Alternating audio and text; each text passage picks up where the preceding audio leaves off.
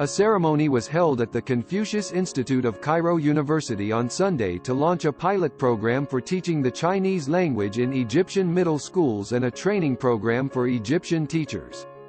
Zhang Dao, charge d'affaires of the Chinese embassy in Egypt, said in a video message that 12 public middle schools in Egypt would be included in the pilot program.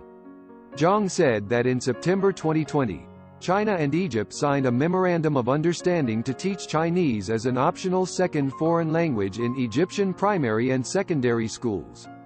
Mohammed Megahed, Egypt's Deputy Minister of Education and Technical Education, said the pilot program has been launched 1 year earlier than planned, thanks to the joint efforts of both sides. ونحن في وزارة التربية والتعليم نؤكد على دعمنا الدائم لتدريس اللغة الصينية وتعريف الشعب المصري بالثقافة الصينية تأكيداً على العلاقات القوية التي تربط البلدين.